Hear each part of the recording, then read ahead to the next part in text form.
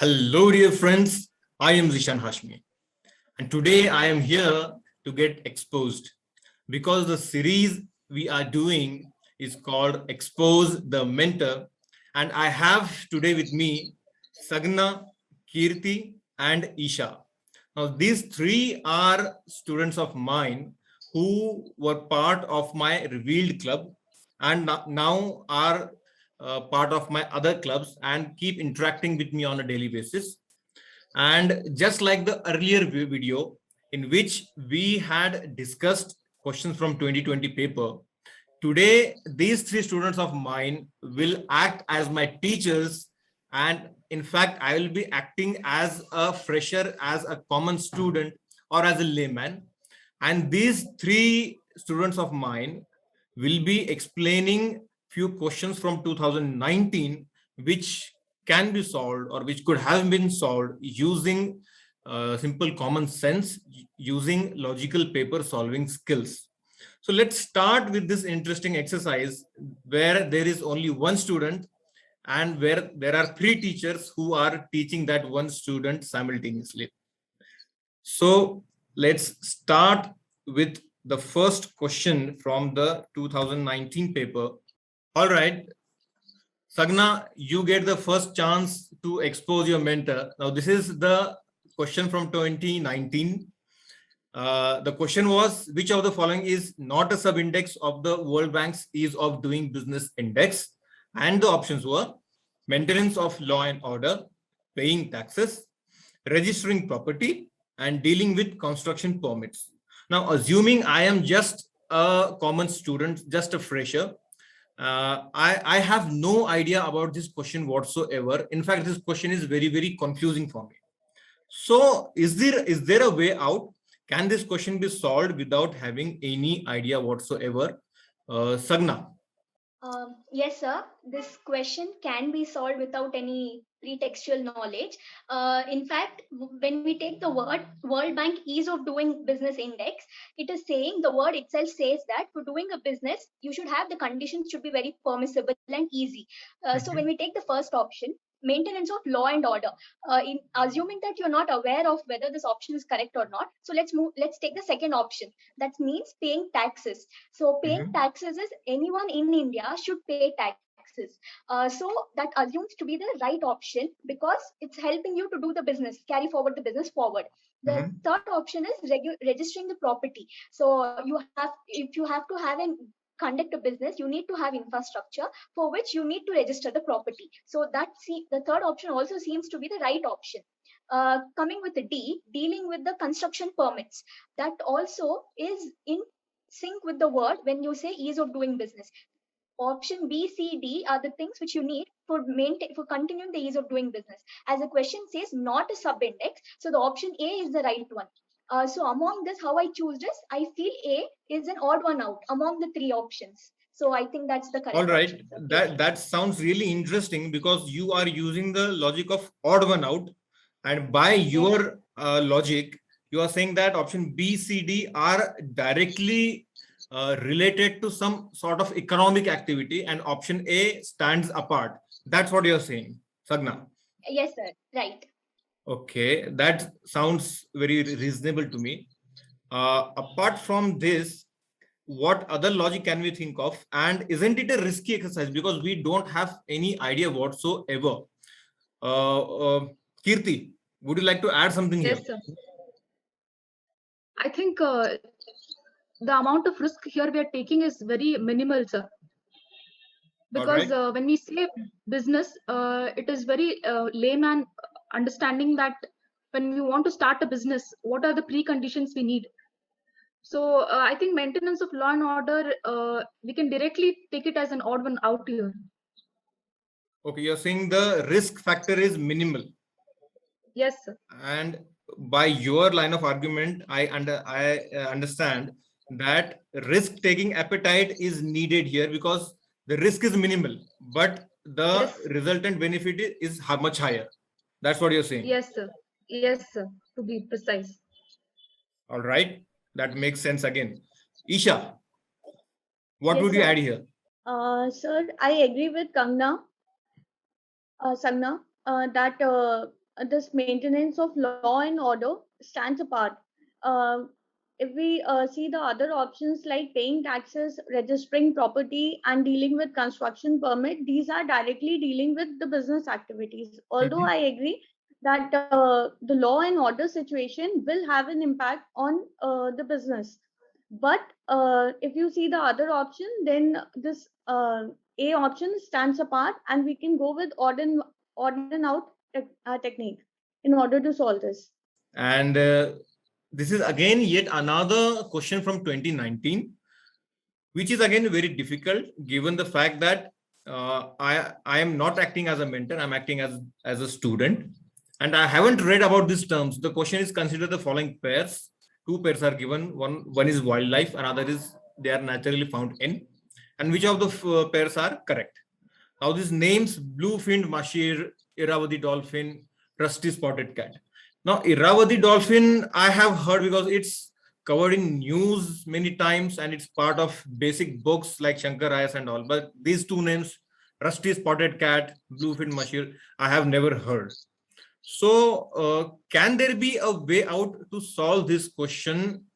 I hope you help me out, starting with Kirti. Yes, sir. If according to my knowledge, I know that Irrawaddy dolphin is in Chilika Lake, which is very popular. So only by eliminating second option, I can say B, C, B are wrong, and A is my option. Sorry. By eliminating the second option, I can directly say C is my answer. Okay.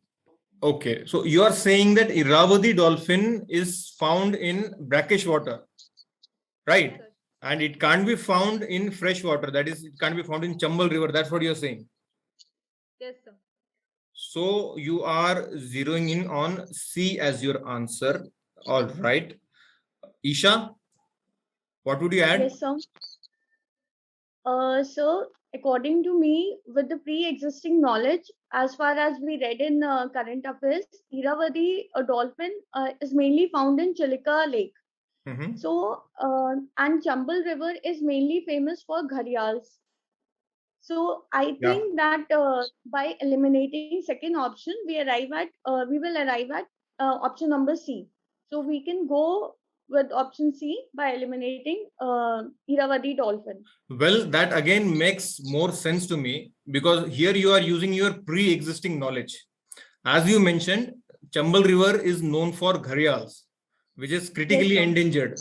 Now, that is common knowledge. We all know that. And Yes, using sir. that pre-existing knowledge, again, you are eliminating pair 2 and arriving at C as your answer. Am I right? Yes, sir. Yes, sir. All right. Fine. Now, this seems a bit more clearer to me. Sagna, would you like to Yes, sir. shed more light on this question? Can we, like, Yes, here sir. what we are doing is we are solving this question despite not knowing anything about bluefin mahshir or rusty spotted cat. Now that's sounds very, very interesting to me. What light would you shed on this, Sagna? Yes, sir. What I would like to share is, as you said, sir, Irrawaddy dolphin is something every UPSC aspirant would have heard of. So let us start from the second option itself. As they say that Irrawaddy dolphin, it's a tag that's been given. So if we see here, Irrawaddy is a river that flows in Myanmar, sir. Or if you're not having that much detail, Irrawaddy is a river that's outside India. And when you see the corresponding option to that, it's given Chambal River, whereas Chambal is there in India. So you can see the mismatch in the same option there. So the chances of two being wrong is very much light over there. So by eliminating two, I think we can derive the option as C, 1 and 3 only. So I go with that technique over there, sir.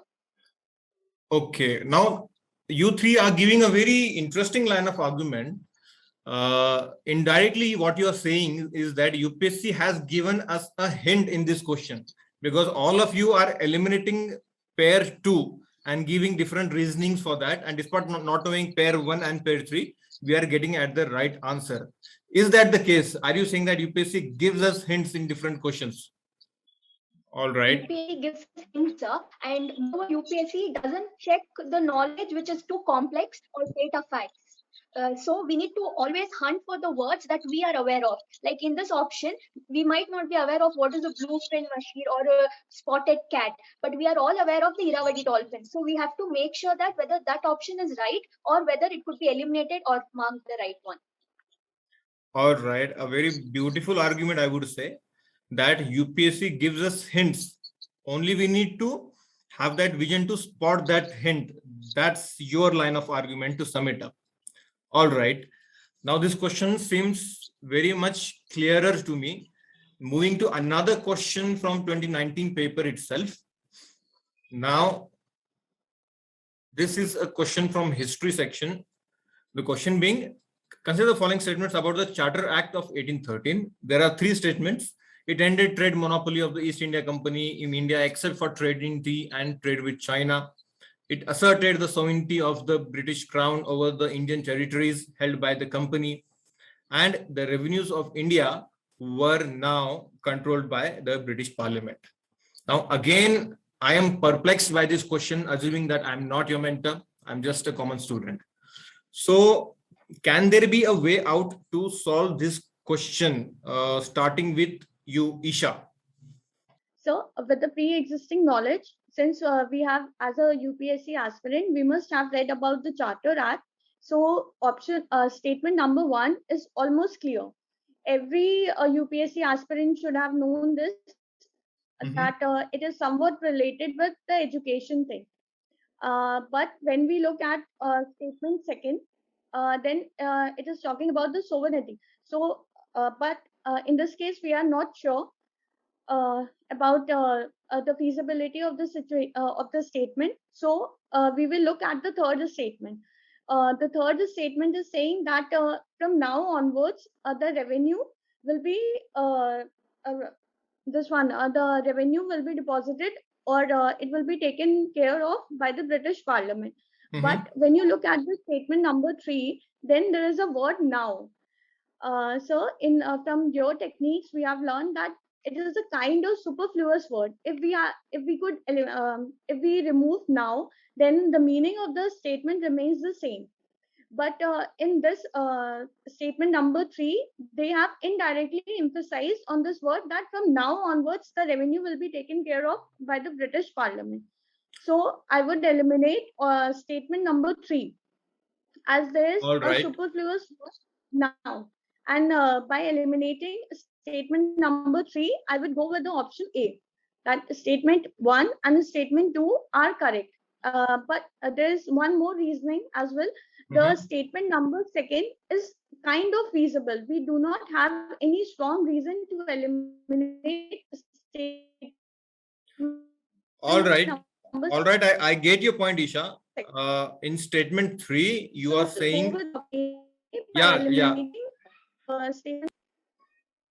Yeah, Isha, I completely get your point. What you are saying is that in statement 3, you are using the logic of eliminating superfluous words, number 1.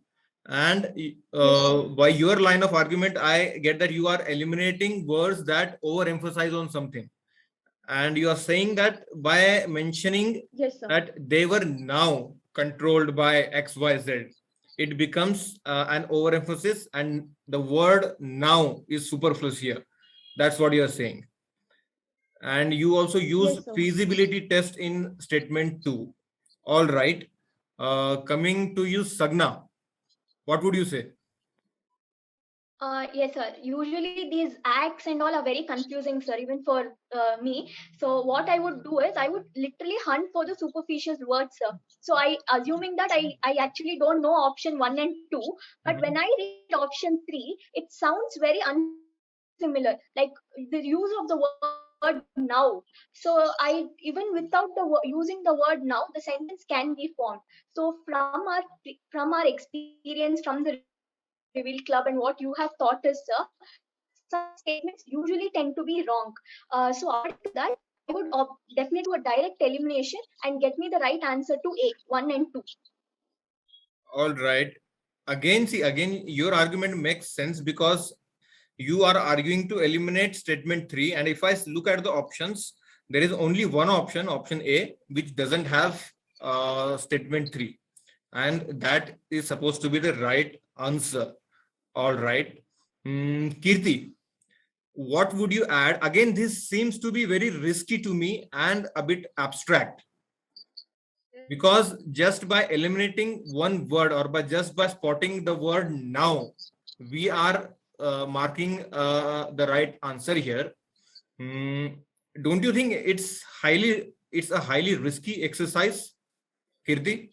Yes, sir. Looking for the superfluous words, sir. I think we can clearly get this answer straight. The revenues of India were now controlled by British Parliament. I think even by removing the word now, the statement still sounds the same. Even considering I don't know anything about 1813, I think I can clearly get the answer here All right. by eliminating third option But I think as this A, 1 and 2 this only. will require hell lot of practice, because if you have to spot just a few, one or two words and mark the answer despite not having any knowledge, I think you'll have to garner that confidence, and that will only come from practice. Yes. Yes, sir. True. And moreover, as we discussed earlier, sir, UPSC gives us hints, sir. So we have to just make sure that we have to keep our mind feasible, whether that is an hint given from UPSC. I think that with that thing we can take calculated risk, and it will work, sir. All right. From your So experience, how your thought is. so what you're saying, Sagna, is that UPSC is a very benevolent organization that wants to help UPSC aspirants and keeps on giving hints in different statements. Now that's again a very interesting line of argument. Yes, sir. Very true, sir. We didn't know it before, but after joining your sessions, no, sir, it's like it's become a very close friend of ours. Achha, UPSC has become a close friend of yours. UPSC has become a close friend of yours. Yes. Okay, now many people will start envying you. I think we can have a great journey together, sir, with the friend. Now many people will start envying you because UPSC doesn't make friends with people usually. All right.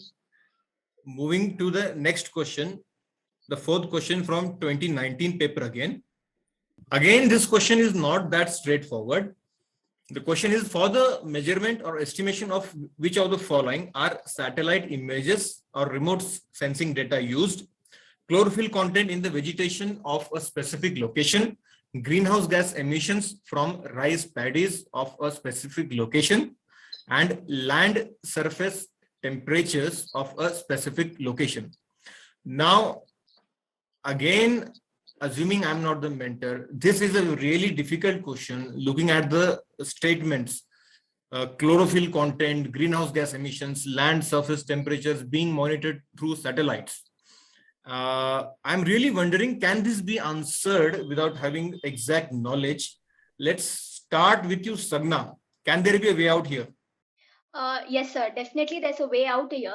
So when we read the question, it is telling us with respect to the satellite images. So obviously, satellite is above us, sir. So a satellite is having a complete overall surveillance of what everything is going around. So that having that overall thing, going with the chlorophyll content in the vegetation, whenever such science and tech question comes, no, sir, we need to ask ourselves, is it possible?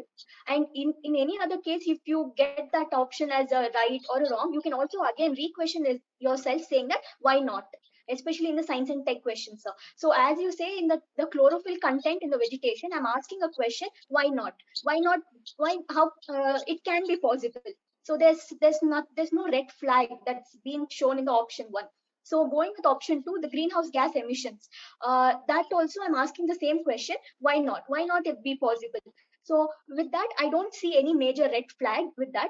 And option three is the land surface temperatures. So we could have seen that satellites are used for surveillance. So this somewhere shows that surface temperatures could be could be shown there. So again, if you ask your question, why not be possible? I think there's no option, there's no possibility of ruling out that option. So I would go with 1, 2, and 3, the D option. Okay, Sagna, this is something new for me, because what you are doing, you are going for feasibility test.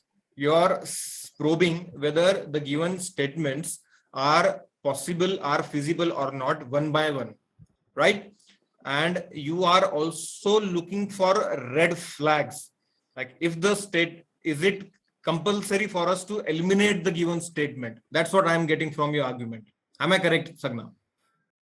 Yes, sir, right. All right. Kirti, Yes, sir. what would you add to what has been said by Sagna already? Yes, sir. As of we know that science and technology has been in all spheres, and it is anything can be possible. So considering that, I think even if you don't know anything, just considering this might be the possibility and asking us yes or no, we could take all the risk and mark option D, because all the option 1, 2, 3 looks feasible. We can take the risk amount of risk and to get the All right. answer right here. All right, you're again giving the same line of argument about feasibility. The given statements are feasible. And mainly science and technology questions, we always don't know some part of it. All right. So what you're saying is risk taking is an important component here.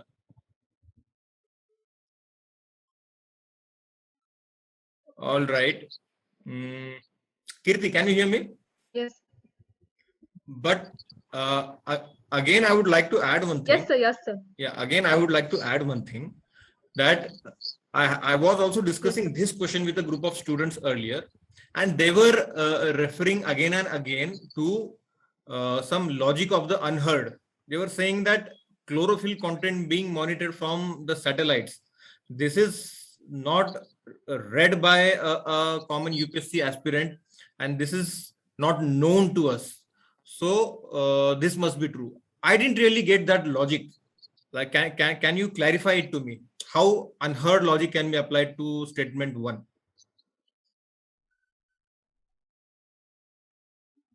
Hello, sir. Yeah, Yes, sir. Kirti. Just like, if I question myself, if can it be done? Is it possible by the satellite? Because satellite it covers everything under us. So the possibility of here chlorophyll content in the vegetation of specific location is highly possible. Maybe I don't know it exists or not, but I at least know that it is possible. Considering that amount of risk, I think we can go for it. All right. When I was talking about the unheard component, I think Sagna had to add something. Sagna? Yes, sir. Sir, as you say that the chlorophyll content in vegetation, I consider that to be a very micro concept, sir. So nobody would be aware of whether chlorophyll is there, because chlorophyll is something related to plants and pigment. And when you see a satellite, how will a satellite even grab a chlorophyll content? It's very out of the box kind of option, sir. But as we say, we can also use a technique called as unheard technique. You have not heard that whether satellites can pick up the chlorophyll content. So in such options, you can choose A to be the right one. We need to take a risk that it is the right one. And I would like to say, sir, it's all intelligent risk, sir. It's not blindly we are moving into that, but as our practice says that unheard terms like these, like especially the chlorophyll content being the micro concept, such statements are taken through. Okay, so what you are saying is unheard terms or unheard concepts, or the things that we haven't read even after rigorous preparation, are more likely to be true, and UPSC uses them to confuse us or to make us apprehensive. That's what you are saying, I believe. Yes, sir. Right. All right, fine. Isha, coming to you now. Yes. What would you add to the versions of Sagna and Kirti? So I completely agree with Sagna and Kirti. The first thing is in science and tech questions, whenever there is any application-based question. So aptly said by Kirti that science has covered every aspect of life. In fact, we can't imagine things that science could do. So here, it is a kind of applicability based question. So we can go with option number D, that all the things are feasible. We don't have any strong reason for option number D. It's correct. All right, but I have a query here. Let me play the devil's advocate here. Like I will ask this question to Kirti because there is some network issue with Isha's this thing device. So I'll ask this question to Kirti. Yes, And sir. the query being that you are saying that it's a science and tech question, and so it has a larger ambit, and so you are choosing all the correct answers. So is it the case that whenever there are science and tech questions, all the options have You're to be not correct? audible. Yeah. Yeah, Kirti. Can you hear me, Kirti? Yes, sir. Yes, sir, I can hear you. Just like you mentioned, just like Isha mentioned, that Yes, it's a question from the science and tech domain, and the ambit of science and tech is very large. It's an application based question. That's what you are saying. That's what your logic is. But Yes, my sir. question is it the case that whenever there is a science and tech question, do we have to compulsorily mark all the options as correct? Is Not that the logic you are necessarily, giving? sir. Not necessarily, sir. But if you take the risk to benefit ratio, I think whenever application based questions of science and technology come, and thinking about the possibility this can be true or not, we could go. And also we need to use the knowledge whatever we have, not just from our UPSC, but also from our school level, every level we have acquired. Okay. So we could from that, yes, we cannot go every time with D, but wherever you think this can be possible, I think we can go for it. All right. So that's why what I wanted to ask, that what you're saying is risk element is definitely involved here. There is always a possibility of calculated you risk. going wrong. Yes. Yeah, but again, there is a fair possibility of you going right as well by using what you have used here, feasibility test and logic of the unheard. I believe Yes. I'm getting you right. Yes, sir. All right, fine. Now again, this question as well seems a bit clear to me now. Moving to the next question. Again, this is the fifth question from 2019. In the context of proposals to use to the use of hydrogen enriched CNG, that is HCNG, as fuel for buses in public transport, consider the following statements. Now there are 4 statements given. The main advantage of use of HCNG is the elimination of carbon monoxide emissions. HCNG as fuel reduces carbon dioxide and hydrocarbon emissions. Hydrogen up to 1/5 of volume can be blended with CNG as fuel. HCNG makes the fuel less expensive than CNG, and we have 4 options. Now, again, assuming I'm not a mentor, I'm a common student, I haven't heard of HCNG. And even if I have heard about HCNG, I haven't heard or I haven't read about the uses of HCNG. So again, a very difficult question for me. Is there a way out to mark the right answer in this specific question, starting with you, Kirti? Okay, sir. I think the moment I see this question, my words would hunt for the extreme words.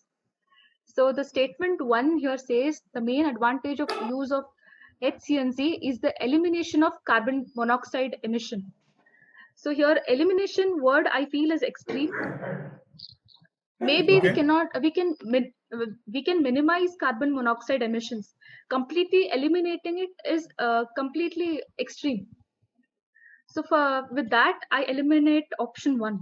When I eliminate option 1, I remain with option B and C. So if I test option 4 is right, then I would get my answer. HCNG makes the fuels less expensive than CNGs. And with my knowledge, I know it isn't. So with eliminating 4, I can get my answer as B, 2 and 3. All right. Fine. Now I've seen many students of mine using this argument of hunting for the extreme terms or extreme names or extreme usages in sentences. Coming to you, Isha, Yes. is it the case that every time when there are extreme terms, do we have to eliminate those statements compulsorily? Like for example, here statement 1, as Kirti has pointed, that elimination can't be possible. So do we have to compulsorily eliminate those statements always? So not every time we have to eliminate the extreme statement or extreme words, but as Kirti said, in this case, it is quite feasible.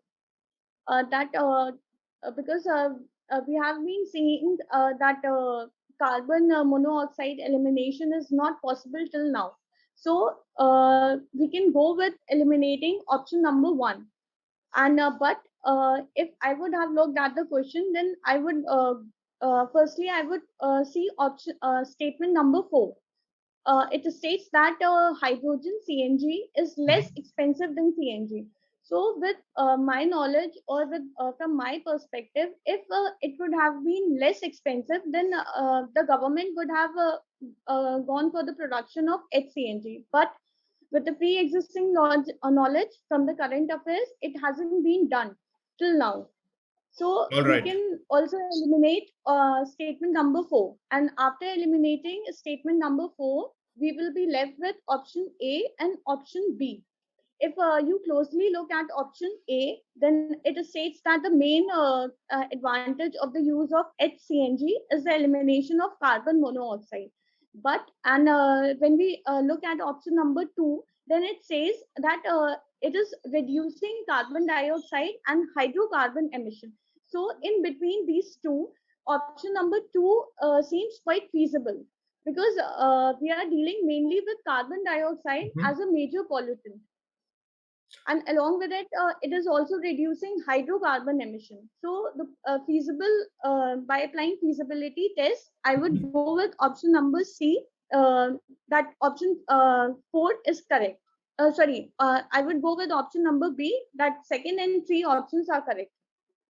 All by right. eliminating option A All and right. option Again, a new thing you have added here, Isha. You are probing the compatibility between statements here, along with yes, sir. hunting for the extreme terms. And that way you are zeroing in on option 2 and 3 as your correct answer. Now, again, using your logic and the logic given by Kirti, if we directly assume statement 1 to be wrong because of the word elimination, and what you're saying is that eliminating carbon monoxide is not possible yet. We can reduce it, but we can't eliminate it. That's what you're saying. Then I'm still confused between B and C. Coming to Sagna. Sagna, can you help me out in choosing between B and C? B and C. Yes, sir. Sure, sir. So with the fourth option, sir, which says that HCNG makes the fuel less expensive, the word less. So I think that is UPSC usually gives us hint by using the opposite terms, sir, like less, more, highest, lowest. So this is the trick that you yourself taught us from that Reveal Club, sir. So using that, the word less is an opposite term. It could even be high.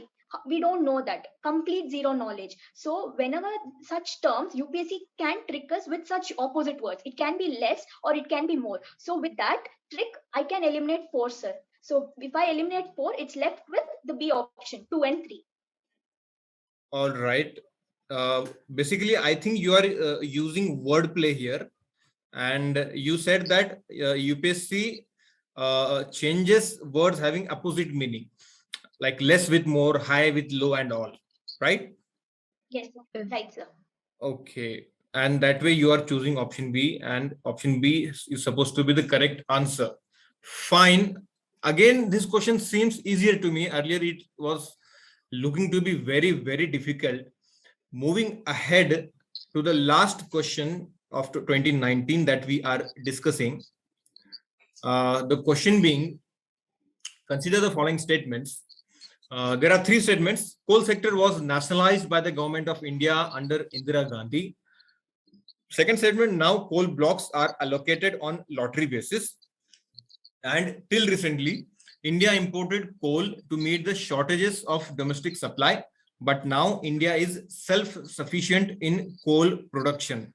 Again, totally perplexed by this question, no idea whatsoever. And I am seeking your help and guidance in this question. So starting with Isha, can we answer this question correctly, assuming I have no idea about this question whatsoever? Isha.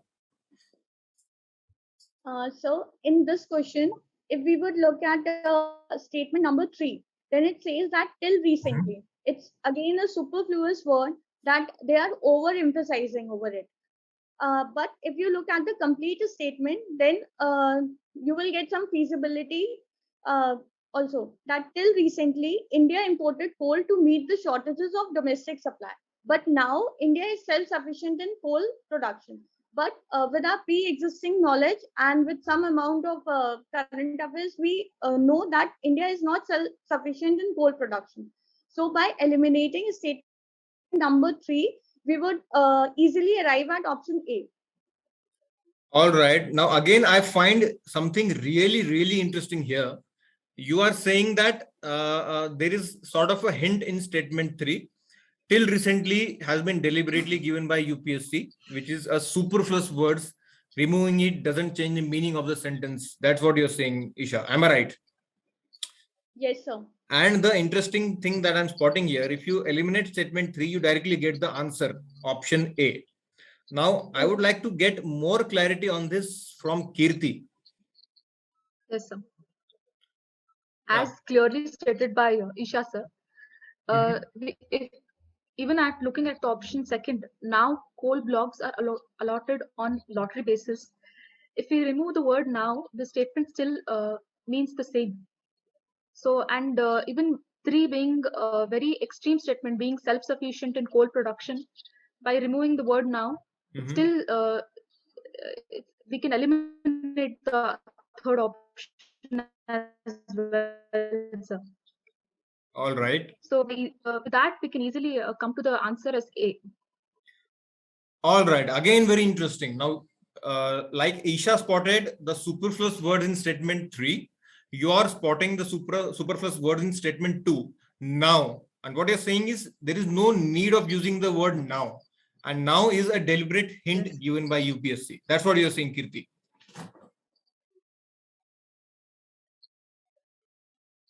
Yes, sir. Yes, sir. Now currently are the words used by UPSC. All right. Now I am really, really astonished to know that how you guys are able to spot these hints given by UPSC. Like, are you guys using some different kinds of lens or spectacles or what? Because not everybody is able to spot these hints. Coming to Sagna, I would really like to know, like, how are you able to spot these hints and how are you able to zero in on the correct answer, option A in this case, despite not having any idea? Sagna, what would you add?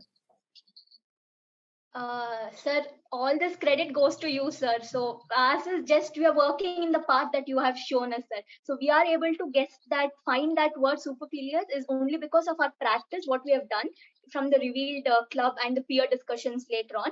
So with that, I think it's the same thing, sir. What Isha and Kirti have pointed out, it's same, sir. You can also think that the word now and till recently doesn't make any sense in the statement. Without them also, the statement can be formed. So with that option, it's the A option is the right one, sir. Okay. Now the students watching this video or this specific questions must have felt astonished in the way you guys are zeroing in on the correct answers, right? Despite having no idea, and especially the logic of superfluous words. This must be something new for the students watching out there. I think this was again a very productive session. In the last discussion, in the last Expose the Mentor video, I had discussed 2020 questions, and with you guys, I have discussed 2019 questions. And it's really great to see that how you guys have retained the skills. Now I am coming back into the mentor avatar again. Fine. It's really great to see that how you guys have retained the skills, retained whatever has been taught in the Reveal Club, and you are not only able to solve those questions, but you are very much able to teach it back to me. So I think that's really, really nice to see. And again, to the students who are watching it online, I would be coming with another set of students. I would be catching hold of other students, like I have got hold of Sagna, Isha, and Kirti for this video. And in the next video, we'll be doing 2018 questions. We are going reverse gear. And I think we should end the video now without making it any more lengthy. Yes. Before ending the Yes. video, anything you would like to add quickly, starting with Isha? All credit goes to you. Since we are part of the Reveal Club, all these techniques are mainly taught by you. So our solving capabilities are only because of you. So All right. just want to add this. अरे अरे आप तुम लोग तो मुझे conscious कर रहे हो, तारीफ मत करो इतनी भी, ठीक है. Coming back to Kirti, anything you would like to add? Yes, sir. No matter how much knowledge we gain by studying books and all, if you don't know how to attempt the question paper and how to see the questions in a particular state of mind, then I think make it know how many years we give. I think this was really taught to me after joining this club. And yes, sir. Yeah, I could hear only 10% of what you said. Please, could you repeat yourself? Okay. Yes, sir. I was saying that no matter how much ever we prepare the static part, or no matter how much we study the current affairs, ultimately, if we don't know how to solve the question papers or look a question paper in a specific manner and find out the patterns and see how UPSC tracks us or put a trap for us, we would never able to get through this exam. And for me, it was this club that showed us how to see the questions, and even when I don't know the answer, I can at least come closer to the answer. That is, estimation of the right answer is what taught it here. All right. And Fine. and I would thank you. I would thank you very much, sir, for all this. You have helped me in a very lot of ways. You're welcome, and I would also thank you because indirectly you are promoting my clubs, right? Fine. I'm just telling the truth, sir. Coming lastly to Sagna, what would you say? So what I would say is, as a UPSC aspirant, sir, there are lakhs of students who study for UPSC, and you can say that everyone is as talented as us only. So what has made a change in me, particularly towards my focus, is identify my and what I'm able to do with the Sagna, let me stop you here. So Sagna, positive. Like, you cannot, especially in the UPSC field, you cannot find hello, Sagna. the same intention of yours, and you're willing to share the knowledge. But in Habitat platform, I'm able to find that. Sagna, can you hear me? Yes. Yeah, sorry for the interruption, but again, I couldn't hear. Yes, sir, I can hear you. I couldn't hear anything what you were saying. Please repeat what you said, because I couldn't hear anything. So what I was actually saying is, there are lakhs of UPSC aspirants, sir, so who are actually studying day and night. But the only thing that makes us apart from them would be that I enrolled into the Habitat platform, and I'm your student, sir.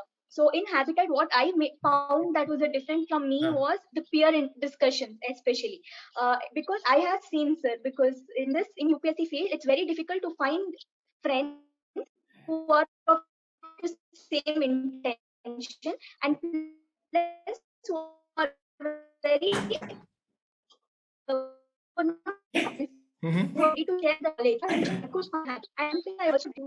Where is your loophole? Where is your negative mark? In which subject you're losing upon? And that I could find it on Habitat platform with that. And the mentorship, sir. Like, I have gone through the online mentorship, but this platform is very different, sir. Like, even after the session is done, we have peer discussions and we learn a lot. I think that has stood out for me, apart from all the aspirants. So, and the confidence level has definitely boosted, sir. I can't tell you like how much grateful to I am, but I think my results will show you that, sir. So what I was saying is that thanks for reposing this faith, and I hope you guys fine tune your skills, these techniques even more, and we'll be interacting even more on Habitat. Fine. And I think we can end it here. Thanks a lot. Thanks a lot for your time. Kirti, Isha, and Sagna. Yes, sir. Thank you. Yes, sir. All right. Thank you, Thank you, sir. sir.